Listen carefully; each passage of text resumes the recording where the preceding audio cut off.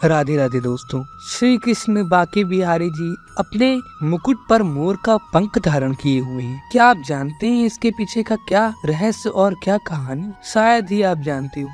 चलिए, अगर आप नहीं जानते तो हम आपको बताते हैं इसके पीछे की एक कहानी। वनवास के दौरान माता सीता जी को पानी की प्यास लगी। तभी श्री राम जी ने चारों ओर देखा तो उनको दूर दूर तक जंगल ही जंगल दिख रहा। कुदरत से प्रार्थना करी, हे जंगल जी, आसपास जहाँ कहीं पानी हो वहाँ जाने का मार्ग कृपा सुझाइए। तभी वहाँ एक मयूर ने आकर श्री राम जी से कहा कि आगे थोड़ी दूर पर एक जलाशय है, चलिए मैं आपका मार्ग प्रदर्शक बनता हूँ, किंतु मार्ग में हमारी भूल चूक होने की संभावना है। श्री राम जी ने पूछा, वह क्यों? तब मयूर ने उत्तर दिया कि मैं उड़ता हुआ जाऊंगा और आप चलते हुए जाएंगे, इसलिए मार्ग में मैं अपना एक एक पंख बिखेरता हुआ जाऊंगा, उसके सहारे आप जलाशय तक पहुंच ही जाओगे। इस बात को हम सभी जानते हैं कि मयूर के पंख एक विशेष समय और एक विशेष ऋतु में ही बिखरते हैं।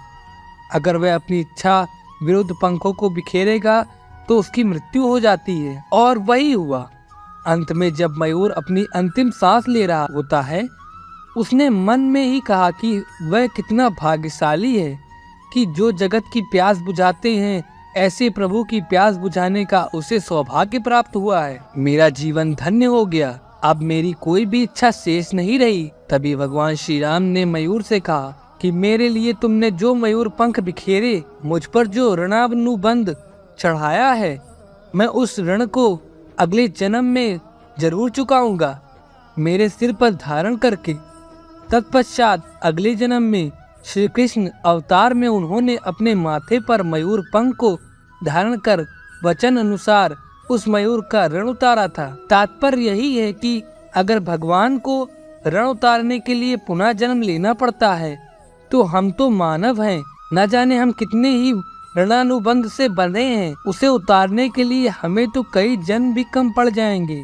अर्थात जो भी भला हम कर सकते हैं इसी जन्म में हमें करना है। और आपको भी इस कहानी का महत्व पता चला होगा जो हमें श्री राम जी ने बताया कि हमें अपने जीवन में हमेशा सत्कर्म ही करने चाहिए, किसी का बुरा नहीं सोचना चाहिए, क्योंकि अगर हम किसी का बुरा सोचेंगे और किसी से ऋण लेंगे तो हमें पुनर्जन्म लेना पड़ेगा, हमें दोबारा इस मृत्युलोक में आना पड़ेगा। तो दोस्तों, आशा करता हूँ कि ये कहानी आपको अच्छी लगी होगी।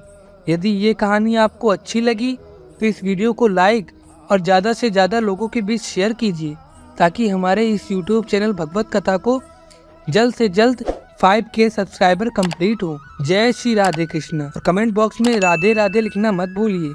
जय श्री राधे।